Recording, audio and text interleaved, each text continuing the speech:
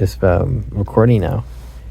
So this is the Sinners review, the Michael B. Jordan, that he stars basically two guys. It's kind of cool, right? He stars two guys in this film, the twins. That he said, y'all twins? Nah, we cousins. Like, no shit, we're fucking twins, man. I look just like this guy. But went to see this one today, and it was good. Actually, I liked it. There's one part of the film, there's a clear point where you could have cut the film. I feel you definitely could have cut it and ended it there, and then they had this kind of like a second, like an epilogue scene, basically, where they do a little more explaining. Some people say maybe dragging it down a little bit, and I can see where that would be. Some people would definitely watch this movie and they'll say, I didn't need this extra bit. I think I could have done without the extra. I don't need to see this guy. But we have a guest here today, and she can give her 2 cents on that. So what do you think of I'm calling it the epilogue. I don't know what other people will call it. But for me, so I'll say this for me again, like I can see where they could cut the film. They can cut it and they can end just right there. Yeah. And leave it ambiguous. You missed actually the beginning. The beginning was the end. The end of like when he goes to visit dad at church. That was the beginning. And so in that moment where they showed the guitar in his hand, they could have cut it right there. And it's ambiguous what his decision was. You know, it would have been ambiguous. But what do you think? I didn't need the ending scene. I mean, I felt like how it ended was fine and enough. Oh, it was fine enough. So like how it went through and gave us like Sammy Old. It was cool, right? Yeah. It was cool. And how they gave us what's his name? We learned that the fucking two of them, they lived. Yeah. Now I'm curious if this movie had a post-credit scene. We didn't stay for the end of the credits. And now I'm curious if it has a post-credit scene. Because now I'm thinking they could have did what I said. They cut it with the guitar. And then maybe they give us like a fanciful end credit. They can do like the credits where they make it fancy, right? They don't just do cut to the black and white. But they make it fancy and they put a nice song on. And that can maybe run for like 2, almost 3 minutes. And then they could cut to the epilogue. And it's actually like kind of long. We're like, whoa, it's actually kind of long. And it could have been all of that Sammy Old and like, oh, they're alive. And it shows them driving away. Because we get he's telling him, hey, put the guitar down, son, put the guitar down. Right? And he's not putting it down. And we don't get in the next shot, or one of the shots, I don't think it was the next shot, but one of the shots is him in the car driving. And he's still bloodied and he has the guitar piece sitting next to him, so we know like, okay, he left Clarksdale, he became a musician, and presumably he left home, he abandoned all of that, he abandoned his area.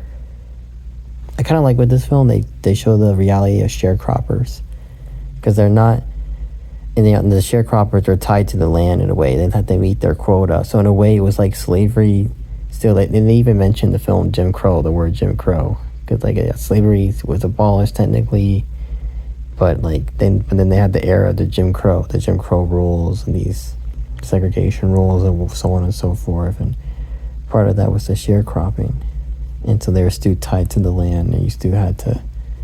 And I like when he mentioned, oh, you guys went to Chicago, I heard, they're more free up there, people, the black man is more free, and they tell him, nah, that's bullshit. Listen, it's the same.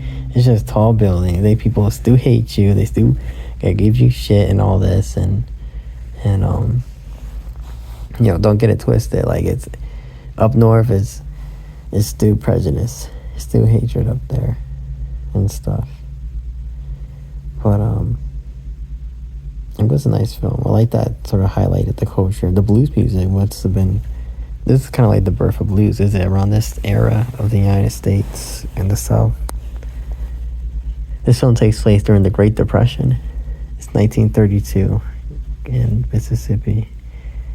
And so, yeah, it's like at the cusp of the Great Depression. It's World War I. So these guys are veterans. We know that fact.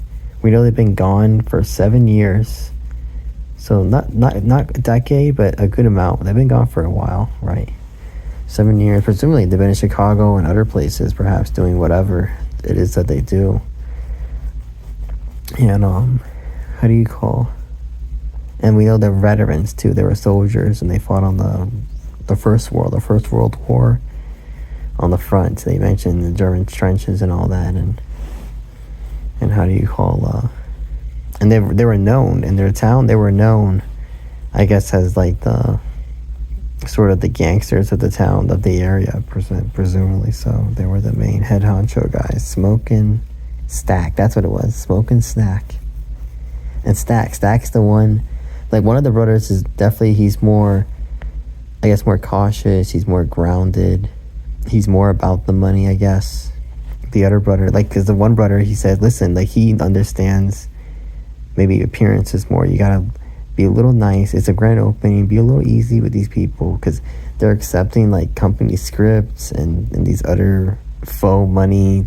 It's something that you even tell. Even that guy, he even goes to visit his girl, his wife, which when I saw her, because she looks to be a bit older than him.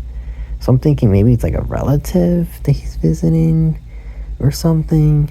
I wonder, there's some I feel like there's something below, underneath the surface. Even the way they were talking with each other, it just seemed sort of, maybe there's something below the surface with this, maybe they have sort of relation that goes beyond just they're strangers that met. But we know he has a kid that died. That was another thing, a baby actually, the infant, a very small child that died.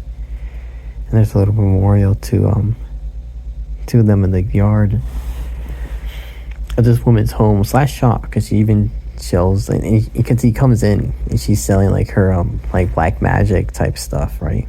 Her voodoo type witchcraft things, and how do you call?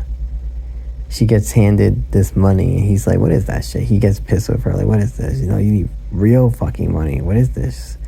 This you can only use it here." And she's like, "I'm only gonna use it here." Like, I'm not planning to go anywhere. I'm only here, so I am only going to use it here. But that was a cool thing with that.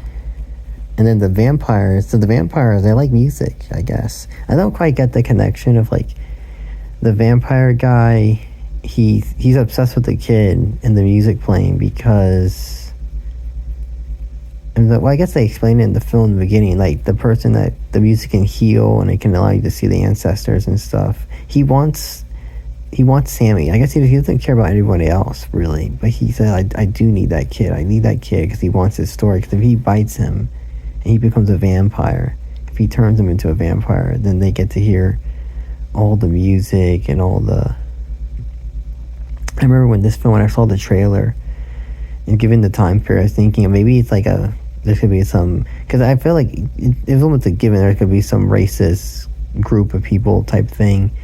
And I was thinking, well, they're vampires.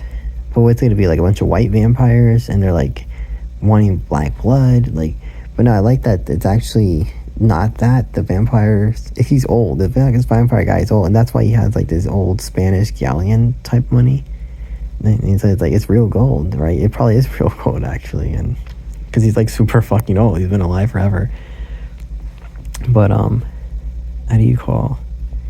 No, the whole gist is that he wants Sammy because he wants like Sammy's ability, I guess, and also like because like if they have Sammy in their ranks and they can like conjure their ancestors or something, because like he has a gift basically, right? This divine gift of sorts.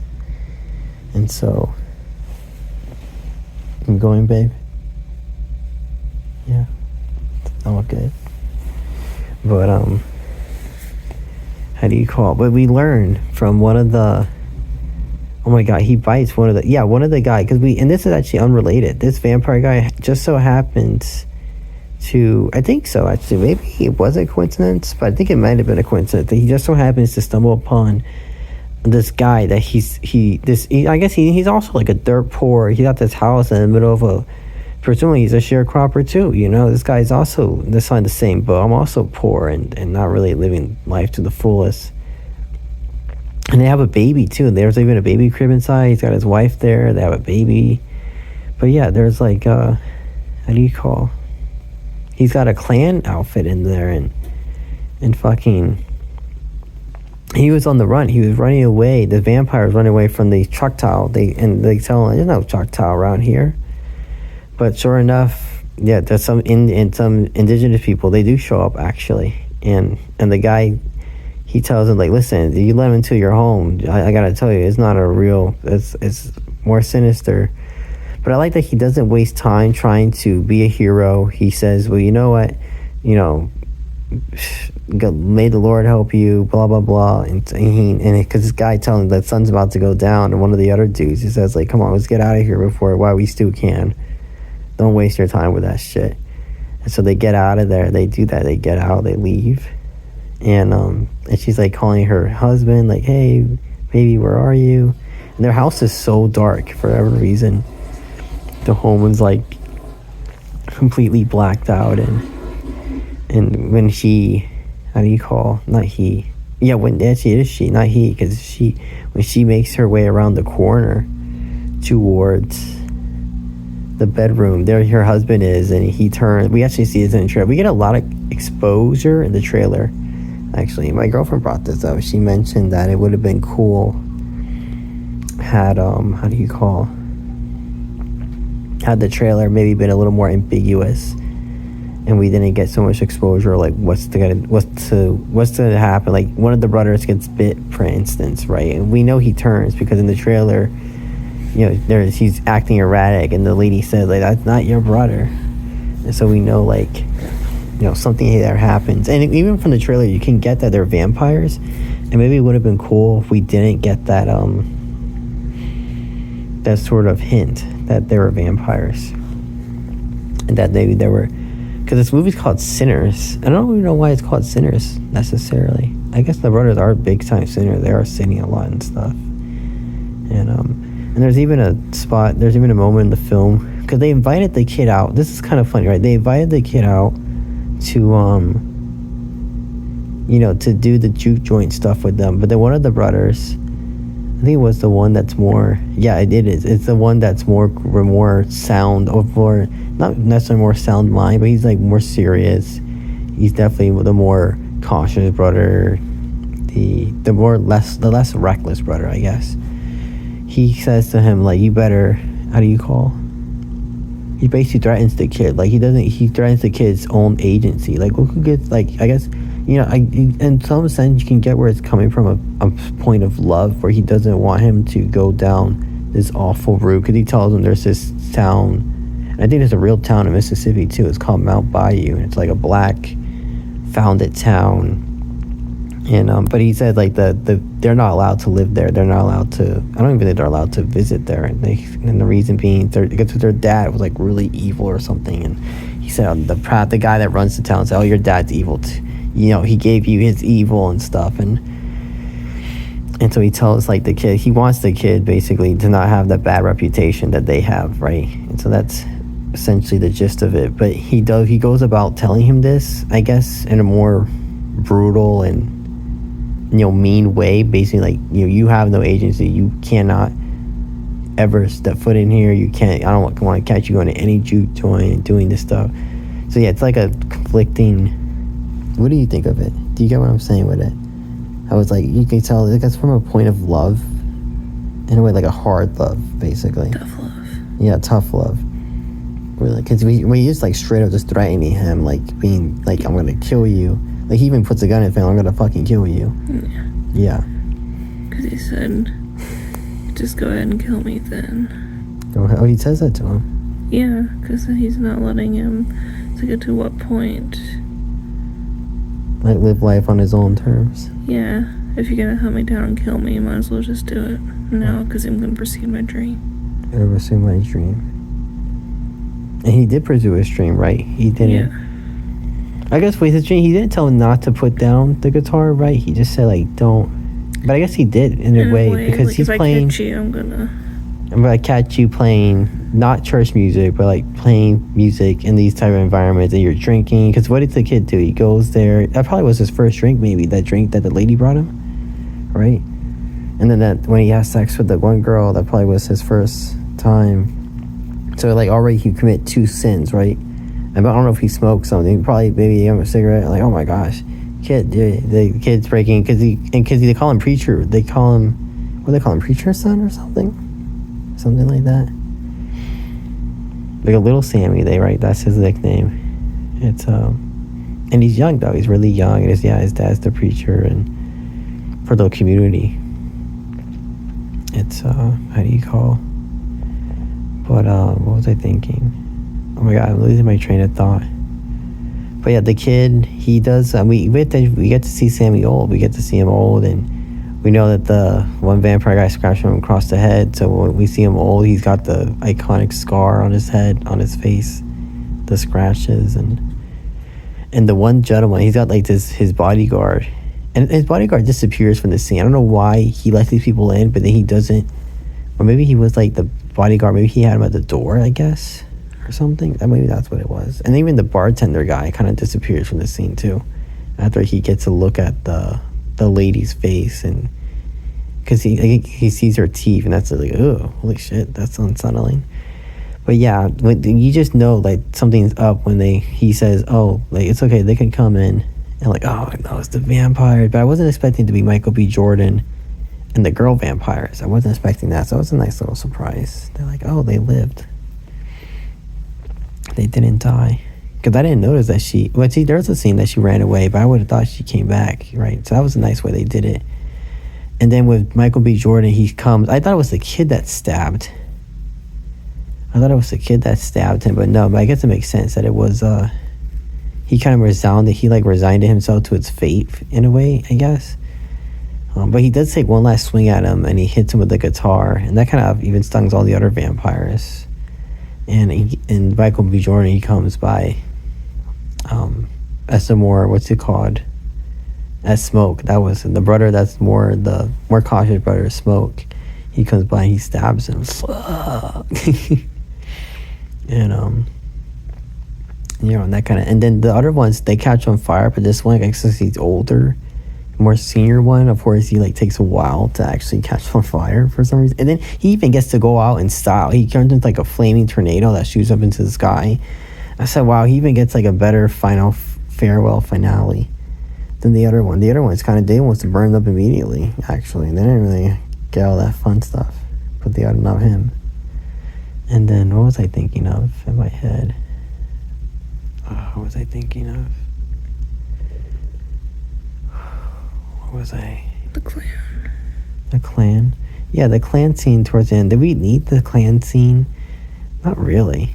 It was, you see in the trailer, it's a scene where he's in daylight shooting. I'm thinking, okay, it's just maybe the vampire. Maybe one of them was like, somehow managed to live through the sunlight, which I guess it'd just be cheating at that point. You're like, no, like, come on. They're already stronger than you. They already can jump like super fucking high. That's like not fair, but yeah, they get the scene where he like takes out all of them basically. Just one man taking out a bunch of clan guys, and they don't show up in the clan gear though. This is a cool thing. They don't show up in the clan uniform. It's because maybe now they got smart with it. They like 1920s America. You can walk around. They did this in D.C. of all places, the nation's capital, wearing the outfit. But it can make sense that like as the years progress, yeah, you're not gonna see these guys actually wearing this shit in public. Probably not. But what was I gonna say? Fucking the one guy, because they said, oh, maybe somebody in here bit him. Somebody's possessed, and I knew it. Like, no, nobody's possessed. That wouldn't make any sense, right? That like you would have known if somebody got bit. And so I'm thinking maybe that was the guy that cheated and they beat him up. I'm thinking, okay, maybe he died of the injuries. Maybe he had a brain hemorrhage. They didn't catch him right there. And so I'm thinking, okay, it's just a dead body. But actually, it kind of makes, and then I like how they did because the liquor is dark, right? We just learned that maybe he helped himself to some of the liquor that was there. Instead of leaving like everyone else and seeing the distraction, he helps himself to the liquor, I guess. But he wakes up outside. It was kind of sad actually, because towards the end when he's banging the door, he's pleading. Locked it. Yeah, they locked the door obviously, and they hear the banging, And they kind of get the gist. And when he starts like, oh my God, there's weird shit. There's people doing weird shit outside. Please let me back in. I'm sorry. Boom, he's claiming the door. And then the one dude, Cornbread, that's his nickname for some reason. He starts running and he jumps on top and then this lady, her husband guy comes. I don't know, these vampires are kind of dumb sometimes because he's just getting little, you know how he can be. He's just hungry. He's just hungry. It's like, do you need to see his eyes to already know that something's off? This guy's getting attacked and you're acting like it's nothing? Bro, what the fuck is that? It's, but ultimately she's the one, and I like how she brings up this to Michael's character. She says, like, you know, you just earlier today, you shot 2 people for looking at your truck, you know? He's in the shop talking to her husband about making a deal or something, or maybe the wife was there too at them. I don't remember. And how do you call, you know, the girl actually, she listened to exactly like he asked her to. Starts laying on the horn, beep beep beep, starts laying on it, and the guy, I like how he shoots one guy in the ass, right? And he's pissed. He said, I'm about to like square up with this guy, but then he sees and he recognizes his face. He's like, oh shit, I'm sorry, I didn't know it was your truck. So obviously they're like a big deal in the town, right? They're a big deal, and that's one reason why they're a big deal, because he doesn't play around. And then the other dude, how do you call, but I guess it's moonshine, maybe that's what it is, like, cause it's like liquor in there, is it? You hear the bottles clanking. The other guy, it's a young kid. That also happens to be who's like his accomplice, and he's just standing there. And I like how he like, let me shoot him too, right? Let me give him some hell too. And he's like, what do you do that for? What, you know? And he tells like, I can't like let you go around saying like you almost robbed him without having something to show for it. I didn't die. I almost robbed him. And I have a limp because I got away with almost robbing him, but like I didn't get away unscathed. And I thought that was kind of clever, actually. Is it how he said, I shot him in the ass, but let me shoot him too. So he go around saying I almost robbed so and so. Well, now he got a limp. And he got a limp to show for it. He has a limp from that end result. But this movie was nice. It has nice music. The Sinners movie. I was hoping the end credits we would get nice music. It was like they put a modern song. I'm like, no, that's not it. That's not it. But now I'm thinking maybe I should have stayed for the credits towards the very end to see if there was an extra scene or something, or maybe they would have put a nice older song. I'm also curious if these songs were written as originals for the movie. I think so. Maybe even the piano, you know, the piano rag they played? I'm curious that maybe even that piano rag that they played was an original. Maybe they made that original just for the film. I want to say the juke joints, these are a real thing even today in the Delta region, right? And I think the whole purpose of the juke joint is meant to be sort of a more like a private function of sorts. Like you don't just go anywhere for the juke joint. You got to be invited, ideally so. But this film was nice. I liked it. It was a good movie. It was fun. Sinners. Thank you for listening.